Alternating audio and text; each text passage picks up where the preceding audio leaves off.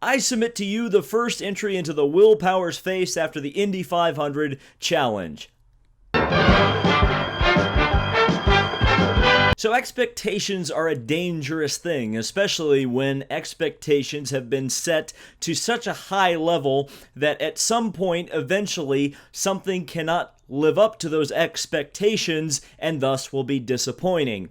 That describes this year's Indianapolis 500 to a T. Now, was the Indianapolis 500 this year one of the worst that has ever taken place? Hell no, absolutely not. Anybody who tells you that is completely forgotten the years prior to 2012. Now, what changed in 2012, of course, was the fact that the spec DW12 chassis was introduced for the Verizon IndyCar series, and with it came the big bumpers on the end of the car. Also, very high downforce, high drag package racing that created a lot of opportunities for overtaking, a lot of opportunities to pass, and not a lot of opportunities for good cars and good drivers to pull away. Now, this was the first year since 2011 that we've seen a car. Now, of course, it's the same DW12, but the entire package has been completely redesigned this year. Obviously, you've heard enough about that at this point, to be low downforce and no more bumpers on the rear of the car, busting the air open, creating a huge draft effect behind, and as we saw, it was a very old school style Indianapolis 500. Of course, if you've been watching this channel, you will have known about that for a very long time. I think after the very first practice session, I think myself and many of my panel guests on the live IndyCar Red Pill shows determined that this was going to be a very old school Indy 500. We were going to see lap traffic. We were only going to see 4 or 5 cars really being able to challenge for the lead throughout the race. In fact, because of the hot temperatures, it was really not even that competitive at the front. There were not a lot of green flag lead changes. Most, if not all of them, took place in the laps leading up to the restart. But again, was this a bad Indy 500? Well, if you look at metrics, if you look at numbers, and now a lot of people are looking at lead changes as something that determines a good race. Now, whether that's a right thing or a wrong thing, let's just look at the figures. This was sent to me on Twitter. I didn't actually do this research. It's great about having an audience. Some people do the research for you. This was sent to me. So this year's Indianapolis 500 2018 is tied for 7th on the all-time list of lead changes with 30.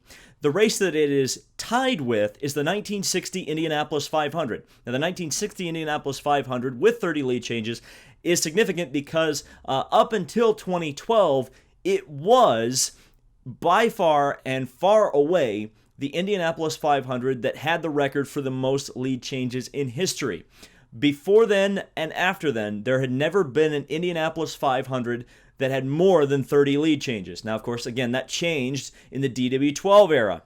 But since the DW12 era, there has been consistently, I would say the average is probably about 40 to 50 lead changes a race. It actually peaked in 2013 with 68 lead changes. Now, of course, the 2013 race was aided by cool conditions and the threat of rain, which meant the race was run at a very breakneck pace. It was the fastest 500 in history. Of course, it was won by Tony Kanaan. This race was almost completely the opposite scenario of the 2013 race. Very hot, very slippery. The cars were very much spread out throughout the race. They were not grouped together, and yet, at the same time, there were 30 different lead changes throughout the race and 15 different winners. Prior to 2011, we'd be hailing this as the most competitive and exciting Indianapolis, well, maybe not exciting, but the most competitive Indianapolis 500 in history. And yet, we've got all the social media experts out there telling me and several other people that this was the worst Indianapolis 500 in history. Come on, guys. Let's simmer down the hot takes a little bit. I know it's rich coming from me, kind of the king of hot takes in the IndyCar community. But honestly, this race was not nearly as bad as we're making it out to be. Now, sure, absolutely, I will admit there were certainly some things that need to improve. I spoke to a few of the engineers, most notably Craig Hampson, throughout my time during the month of May, and Craig Hampson said to me that they're really, really lacking for rear downforce, and that may have contributed to some of the crashes we saw in the race. He suggested adding a rear wicker to the rear wing to be able to get a little bit more downforce, but I'm even hearing things like the front wing, which, of course, as you heard in some of my another point we made in the IndyCar Red Pill live shows is the fact that the front wing is really the only major aerodynamic piece on the car that's on the top side of the body with this new DW12 UAK18 Aero kit.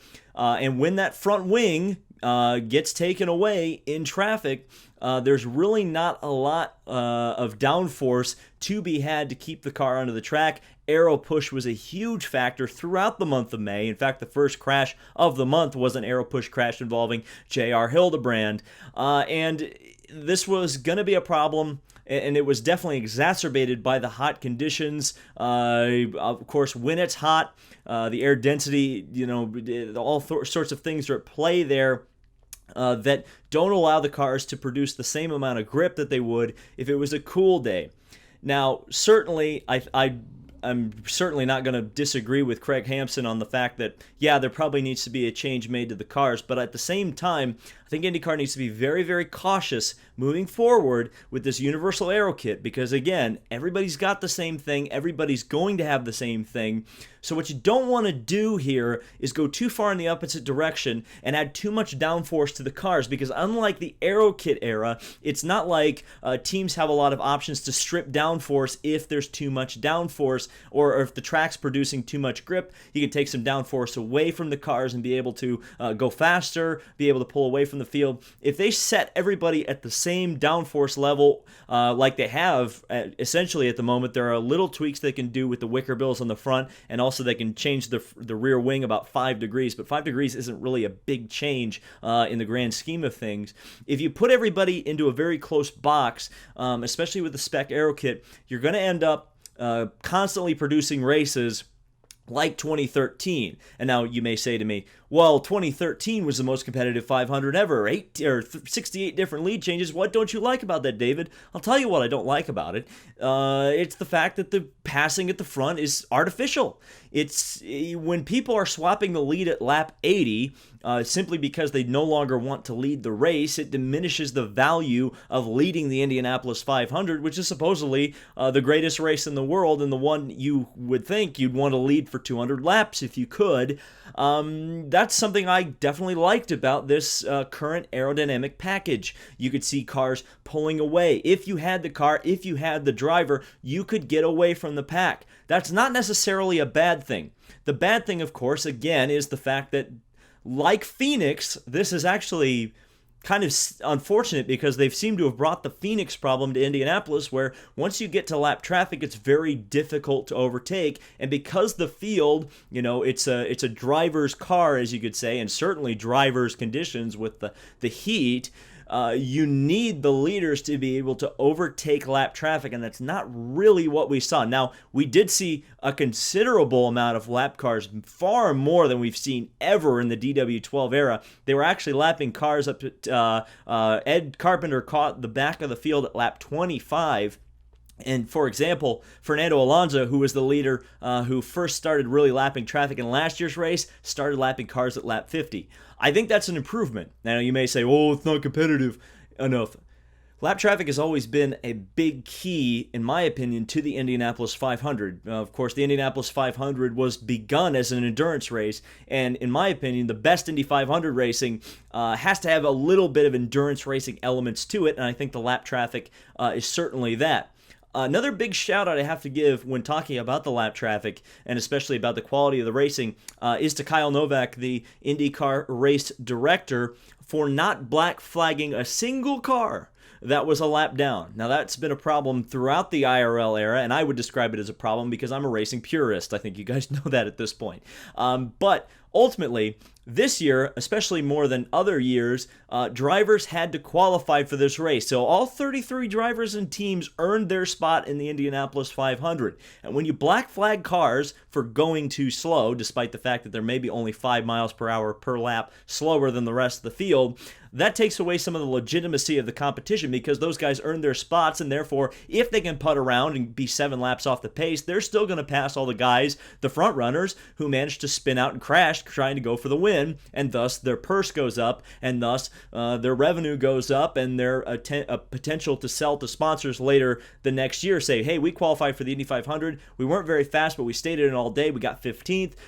you black flag somebody at lap 50 because they're going too slow, you take that opportunity away from them. Jay Howard ran all day. He was a mobile chicane all day. The leaders were coming through him every few laps, it seemed. I think he would finish the race 7 laps down. But you know what? He finished the race 7 laps down. They never black flagged him for being too slow. So again, I've got to give major props there. But again, there's definitely some room for improvement with the Universal Aero Kit. There's no doubt about it.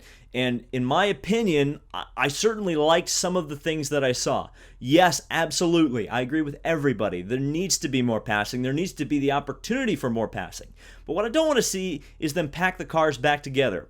Again, it's an endurance race. It's not the Daytona 500, to give you an example. It's more, the Indy 500 has always, and when it's worked, been closer to the 24 Hours of Le Mans than the Daytona 500. I don't think there's a problem with saying that or accepting that fact.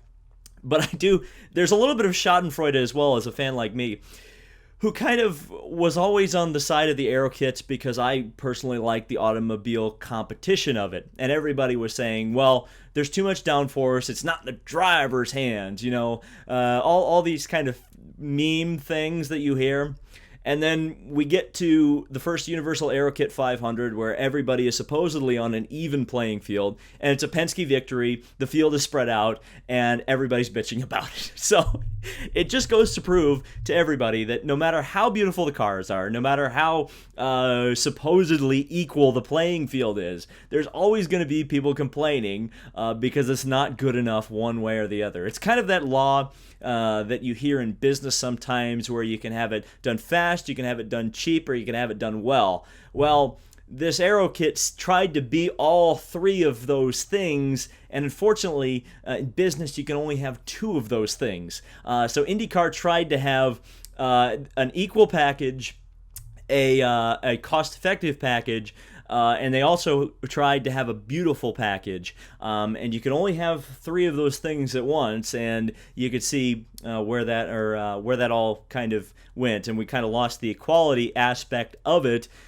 But at the same time, I think the equality aspect isn't necessarily as important as the other things, but again, there's definitely some improvements to be made. So now that I've ranted for 10 minutes about the package and maybe you've gotten a good impression of whether or not it was a good race or a bad race for me, let's actually talk about and digest the full month of May, including the race. But first, I'd like to talk about qualifying. And particularly in regards to qualifying, I think the important aspect to talk about is the fact of the impact of having a bump day. Now, of course, there were a few journalists, some with more credibility than others, but certainly there were some that don't have necessarily the most credibility in the racing world, talking ad nauseum about how bump day was going to be the worst thing ever, and then for those people, their worst fears came true when James Hinchcliffe was bumped from the show. In their mind, racing, of course, is an entertainment property, especially when there's a championship on the line, and a driver who's 5th in the points, how could he possibly miss the Indianapolis 500? That's ludicrous. God forbid a race be qualified, especially one of the biggest races in the world. You have to qualify in merit, and if you don't make it in, you don't make it in. No guaranteed spots, guys. No guaranteed spots.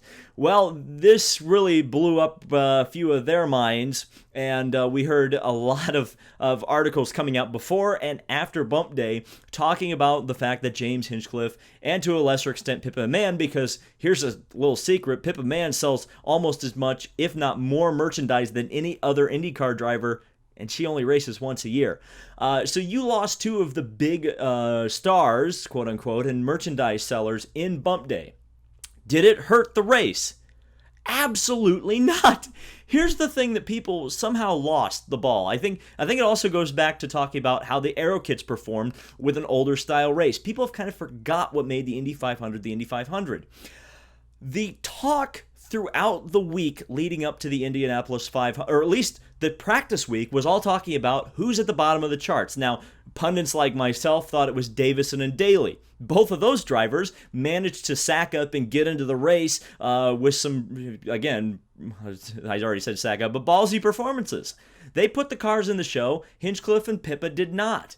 And that hype all the way through practice, certainly on my channel, Bump Day videos got huge views. Everybody talking about Bump Day, it was something to talk about. And the TV ratings went up. The TV weight ratings went up for qualifying, and they went down for the 500. Somebody determine that one for me, because I can't figure that out. But, okay, so you got a bigger TV audience to watch qualifying than you've had in, God knows, probably 10, 15 years. And then, after qualifying, you have all of these articles written. So many articles. The pros and cons of Bump Day. The pros and cons of Hinchcliffe being out of the race. Will Hinchcliffe buy his way back in? Will he? Which teammate will he screw over? Will it be Jack Harvey? Will it be Jay Howard? These two drivers who were able to qualify for the race. And then you had Robert Wickens shove it in the wall, just adding to the Schmidt peril. And then Lena Gade got fired. So many articles. Well, here's what happened.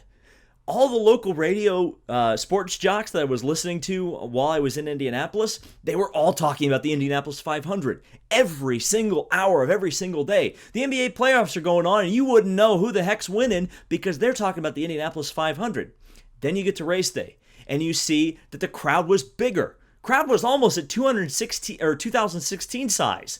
Yeah, sure, there were a few empty seats, particularly in my section where I sit in the North Vista. Lower down, there were certainly some bare patches. It was a bigger crowd than last year. It was certainly a bigger crowd than 2015, 2014, or 2013.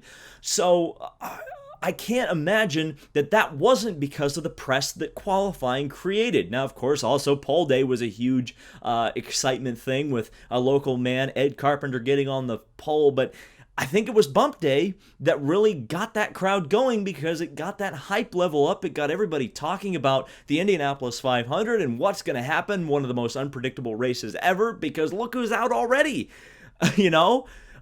So again, Bump Day has to happen every year, and it looks like it's going to. I just looked on Twitter right now, and Scuderia Corsa, who of course ran Oriol Servia's team, has already committed to run next year's Indianapolis 500. McLaren is going to be coming in next year, almost certainly, and almost certainly with Fernando Alonso, if not at a full-time level. There's a reason they hired Jill DeFerrin, and Zach Brown and Jill DeFerrin are going to be at Detroit this weekend, along with Fernando's manager.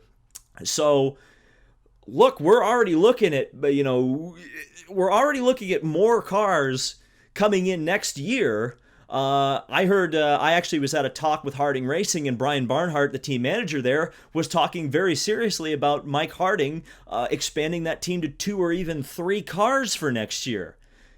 So we're looking at, everybody's looking at the negative from this race, and I have to say, look at the positives here. This is really gaining some serious momentum. And we'll see next year, of course. There's a long way to go. But we could have 40 cars at the Indianapolis 500 trying to qualify next year. I know the Laziers are still looking at it as well. So you've got so many people vying to get their way in. This is very positive. And Bump Day, being a part of it, is a huge contributing factor.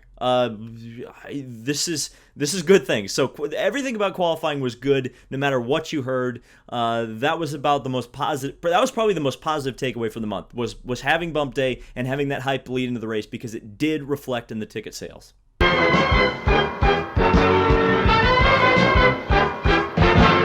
All right, so let's talk about the race. Of course, the start, Ed Carpenter bringing them down for the green flag. I don't remember if I said this on a live Red Pill or potentially talked to somebody else about it, but Ed Carpenter definitely jumped the start, and he definitely didn't get a penalty for it, and there was absolutely no way they were going to wave that start off with Ed coming down and taking the lead like that. But it was kind of funny. On lap 1, I noticed there were a couple movers and shakers very early on. It was Oriol Servia and Alexander Rossi.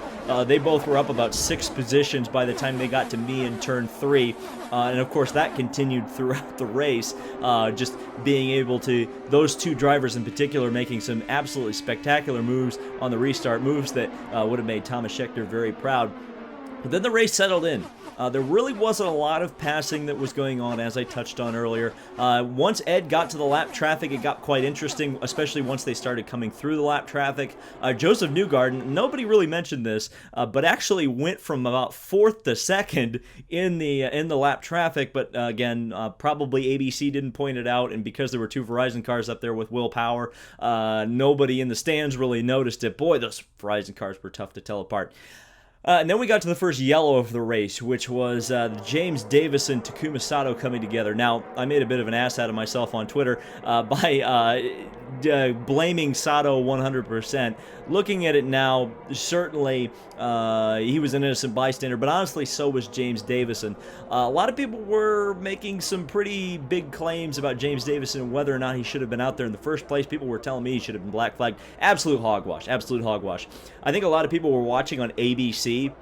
And I've watched at least most of the broadcasts at this point now from ABC, and what ABC was showing was a lot of the problems with James Davison having trouble in traffic. His car was evil, there's no doubt about it, but he wasn't particularly a danger out there. Now that's kind of funny, rich of me to say, because he was involved in an accident, but they're really...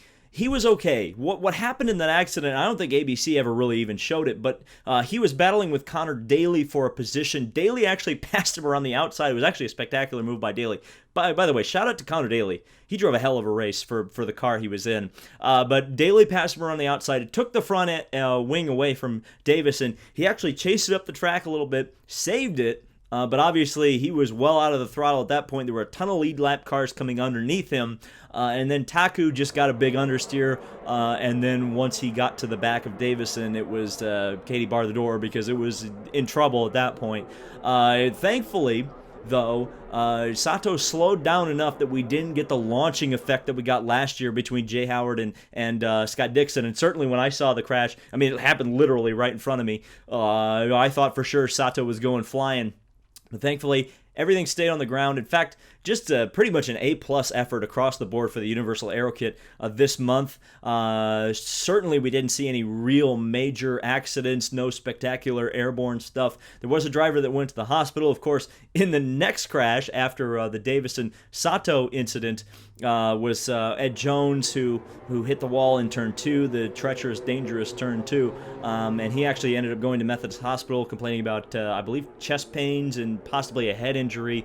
I believe he's still scheduled to go on for Detroit, though I hadn't heard anything about that. It was actually the same injuries that Buddy Lazier suffered in a very similar crash last year. But real quick on Davison, one more time. You don't black flag the guy. Like I said earlier, you don't black flag him. He earned his way into this show. The Bird, Hollinger, Belardi team are a new team. They're looking to get in full time. As far as I'm concerned, they needed to be out there. Even if they wreck the car, they've got to be out there. I mean, unless he's swerving at people and causing intentional wrecks or the thing spitting oil all over the track, you have to leave everybody out there. You should not black flag. It's unethical to black flag people like that unless they're truly dangerous. And I don't believe Davison was truly dangerous out there. Sure, it was a racing accident, and sure, there was potential that both of them could have gotten hurt in the crash. But I don't believe it was a negligent thing to leave him out there at all. It was a racing incident. So then, of course, the Ed Jones crash happened. And then we kind of settled into the race for a little while. Pit strategy started playing into it, as again, if you listened to this channel throughout the month of May, you knew that was going to happen. This was going to be a track position race through and through. We saw that. In the pit sequence, it was kind of starting to become a three-way race between Will Power, Ed Carpenter, and Tony Kanaan. And Kanaan, man, what a great race he drove. I just thought at one point during the race, especially once he had taken the lead, he had actually swapped it a couple times with Ed Carpenter on one of the restarts. Probably the best sequence of racing in the whole race for the lead anyway. Once Tony got the lead and he started pulling away, I started to appreciate, like, wow. There's an AJ Foyt car leading the Indy 500 legitimately with Tony Kanaan in the driver's seat, and that was fun. I have to say, that gave me good feelings because that was something that I think everybody really wanted to see happen, and it's a real shame that Kanaan actually suffered a puncture around right at the halfway mark, and he never really got a shot to fight it out with Will and Ed. And you have to think on that last restart, if Kanaan had been involved in the fight at the end, he would have pulled the 2013, and if not challenged Will Power for the lead toward the end, I think he would have probably passed him, but, we'll never know, because, of course, the yellow that was brought out for that restart was Kanaan, so whatever.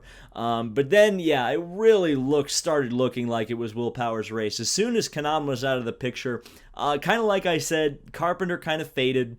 Now faded to second place. Obviously, it wasn't quite the fade that I thought was going to happen. It really was starting to look like Will Power's race because Power's pit stops were just fantastic. His in and out laps, as Roger Penske said, and even I think Will said himself, were absolutely dynamite. And just anytime the pit stops would take place, Will Power would not only be out in front of the race, but he'd have 2 or 3 lap cars between him and Ed Carpenter. Really, yeah, Will Power was on it today. I should talk also, since I think I kind of skipped over it talking about Kanaan, was the unfortunate exit of Danica Patrick. Now, at least in my section, well, not everybody, but I was personally very sad. That was not the way I wanted to see Danica's race end. She was actually running a pretty good race up until that point. I think she was staying well within the top 10. I would say she didn't pass anybody, but nobody really passed anybody. So she was doing exactly what she needed to do early on in the race, and just for whatever reason, the car stepped away from her. We saw that, of course, with much more experienced drivers, or drivers who have more recent experience, I should say. And that's just a shame. I'm not convinced that it's going to be her last race. I feel like there's a lot more money left on the table if it's a truly cynical view of the world. And at the same time, I feel like Danica, in most of her interviews, was not particularly the most satisfied with her career at this point, but maybe she is. We'll see. We'll see. I mean, it's a whole year from now till the next Indy 500, and I think if she was going to do another race, it's going to be the Indy 500, because, again, she's competitive. She's competitive, and the way this race played out, again, like I said to many, many people, this would have been the race that a Danica Patrick could have won, because it's exactly the kind of race that she always did very well in. The fuel mileage race where you pit her off sequence. In fact, they did the thing that I told them to do. If you watch the ABC broadcast, Danica was the first one in the pits. So yes, as soon as that pit window opened, they got Danica in there. They were doing the race that I thought they should have called for her. It just didn't work out, and yeah. But Danica was not the only one to spin out and crash. We saw Sebastian Bourdais getting in behind Alexander Rossi, losing control of the car, spinning into the outside wall. That was a bit of a strange accident. Some people were saying, hey, Bourdais, maybe stop steering right on an oval, and I tend to agree with them on that one. And then we saw kind of one of the big surprises was the fact that Helio Castroneves lost it out of turn 4. He was my pick to win. I thought he was the favorite going in. And he certainly was coming through the field. I think Helio was on his charge when that happened, because if you look at the replay, he's directly behind Simon Pagenaud and probably setting him up for a pass at that point into turn 1. But, of course, he overdrove the car a little bit. Car lost it. Thankfully, he didn't Kevin Kogan himself down in the on the pit barrier there, so all good there. That was probably the most scary accident of the day in terms of crashes. You never want to see cars slide into that pit lane wall, but thankfully everything stayed copacetic. And then we saw Sage Karam. A lot of people were blaming this as an Aero kit failure, but apparently something broke in the car, which is why the wheel went flying off. Thankfully nobody hit that. That would have been a bit of a bad thing. But yeah, it was an interesting race. And then we get kind of to those last couple restarts as those crashes were happening. And you have to give the driver of the day award. Even though Will Power was the dominant guy, absolutely well and far away the guy who was probably going to win this race from about lap number 50. But Alexander Rossi, some of those restarts were absolutely fantastic. Some of the best driving that we've seen at the 500 in a very long time. And again, this is kind of one of those things where everybody was like, well, we want the drivers to be back in charge of the cars. Well, there you go. Perfect example. Nobody else was really, going for it, and Alexander Rossi was. Same for Oriol Servia, of course. I had a viral tweet. I think that thing's got about 700 likes and about 200 retweets at this point, where I said, no, nobody can pass, and then you see Oriol Servia just driving around the outside of 3 or 4 cars. Servia and Rossi were absolute spectacular drivers on the restarts. And then you got the fuel strategy. Speaking of Oriol Servia. It looked like some of those cautions toward the end of the race, particularly the Tony Kanaan spin and crash. By the way, what a great recovery drive from Tony Kanaan. He didn't make it to the end of the race, but man, he made up an entire lap pretty much legitimately. He did unlap himself from Will Power in lap traffic, so that was a legit lap back. That wasn't a wave around lucky dog BS thing that a lot of the other lap cars got their place back. That was a legitimate lap that Tony Kanaan made up. But once that yellow came out, there were a couple of guys who made late race pit stops or were making fuel gambling strategy calls. Those were Oriol Servia, Stefan Wilson, and Jack Harvey. And then on the restart, we were all convinced in the stands because I had been tweeted a few times that Servia could make it. He was good. He was good on fuel. No, he wasn't. But there was people in the stand. We were all convinced in my section that Servia, if he held on at the restart, was going to win the Indy 500. He didn't hold on the restart. Stefan Wilson took the lead. And the crowd went nuts. We, especially those of us who know the story, and certainly for someone like me who was there when Justin Wilson got killed, to see a Wilson in the lead in a blue and silver 25 car at the 500 and pulling away. He was pulling away. I so wish that everybody involved in that finish had enough fuel to the end, because Power was clearly the dominant car in the day. I don't think anybody's denying that. And I definitely think he was going to pass Jack Harvey when they were coming off of the fourth turn to take that, 5 laps to go when both Wilson and Harvey peeled off into the pits. But did he have enough for Stefan? Stefan Wilson even ended up in my mentions on Twitter saying that he passed Will Power legitimately to get his lap back as well. And he wasn't the only one to do that on Will Power, sort of like Tony Kanaan. So Wilson's car was good. He actually looked very good. He was, by the way, Stefan Wilson, if he wasn't a veteran, he should have gotten Rookie of the Year, if that makes any sense, because he absolutely drove a spectacular race, a really well-run race. He lost a lap early in the race, like I said, drove back through the field, and was there in a position to win. I mean, if somebody hits the wall on that restart, Stefan Wilson is the Indy 500 winner. They shot their shot, and they just came up a little bit short. But it was Will Power taking the lead there at the end of the race and sailing away to a victory. Again, I even think I said on my Indy 500 preview video where I was like, wouldn't it be boring if Will Power won this race? He won the race. But you know what? He earned it. It was just a great drive. It was a classic Indy 500. And again, it's that whole meme that I've been saying all day. It was a driver's race. We've seen him be very fast as well in 500 milers. He's won at Fontana. He's won twice in a row at Pocono. So this is not necessarily a surprise, though many people were not picking him as a favorite to win. I know certainly I wasn't, just because Will Power didn't really seem prior to this as a driver who could win an Indy 500. But then again, of course, in his post-race interview, not when he crossed the line and gave the best line ever about something mother bleeper. Yes, give me respect, motherfucker. But he said he'd changed his attitude to be much more positive. He stopped looking at social media. He probably stopped watching the IndyCar Red Pill. I don't blame you, Will. This is not a very good show. Bad content. But anyway, yeah, I've thought about it over the last few days, and I actually am pretty happy that Will Power won this race. Sure, it's not like 2016 or 2017 where you have a real feel-good story, underdog driver like Alexander Rossi or Takuma Sato winning the race where you're like, wow, I feel good for them. Their career is saved.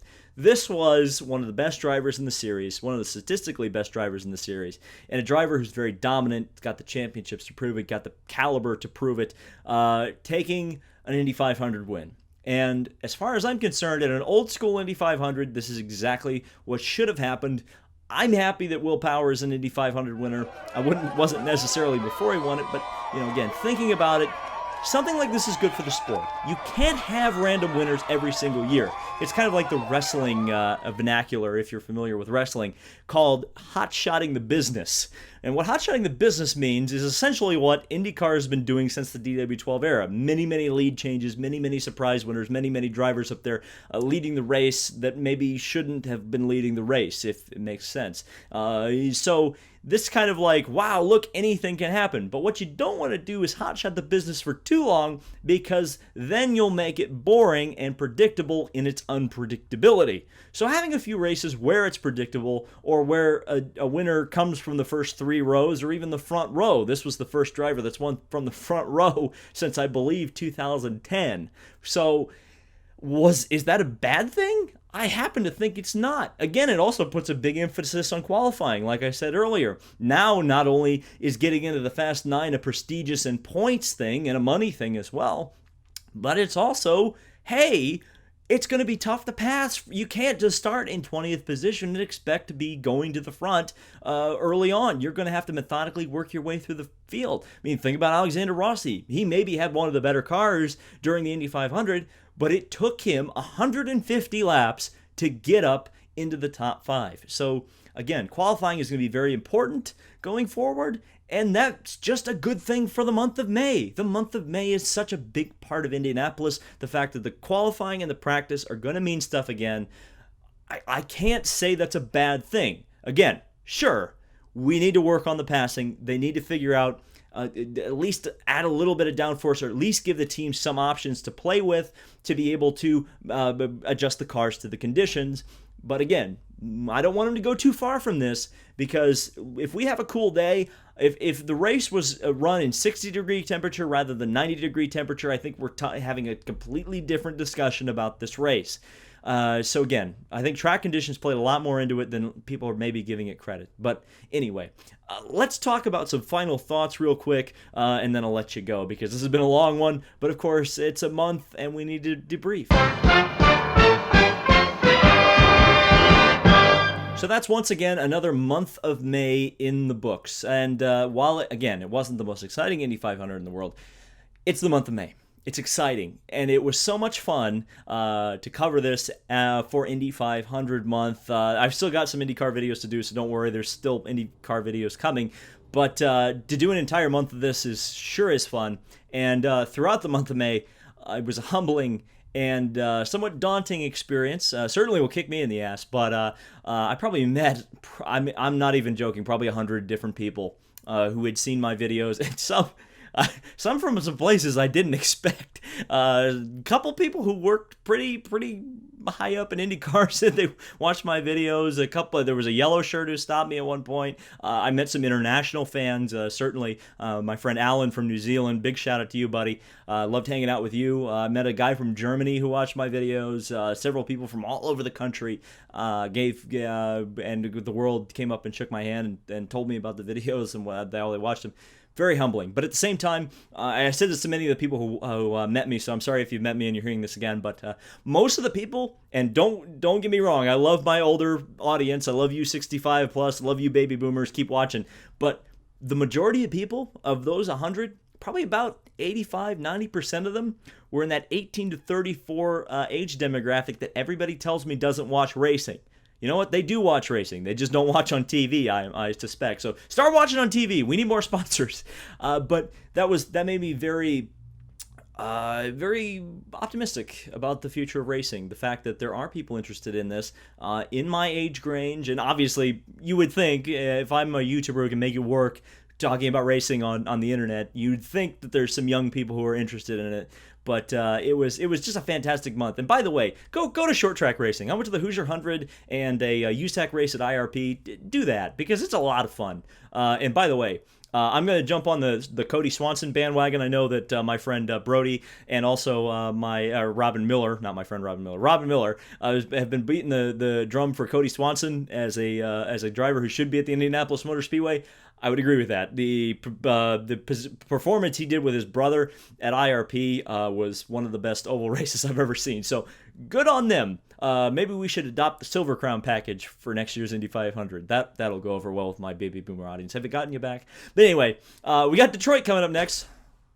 But anyway, yeah, so we got a whole season to go. There's a lot of championship implications still to come. I hope you'll be here with us on the IndyCar Red Pill. I've still got so many things to talk about. I mean, I just briefly mentioned Alonso and McLaren. I feel like that needs its own video. There was an engine formula announced during the month of May, which is pretty much the most boring engine formula ever, by the way, except for like 900 horsepower, but that's only with push to pass, so what's the point of having 900 horsepower anyway? But anyway, lots of stuff to talk about. I hope you've enjoyed the Indy 500 month content. Let me know your thoughts down in the comments below, and hopefully we'll be able to continue to provide you great motorsport content throughout the year and leading up to the 103rd Indianapolis 500. So thank you guys so much for watching. This has been David Land on YouTube, and we'll see you in the next video and the start of June, which won't officially be Le Mans month, but we're going to be doing a lot of sports car content. See you then.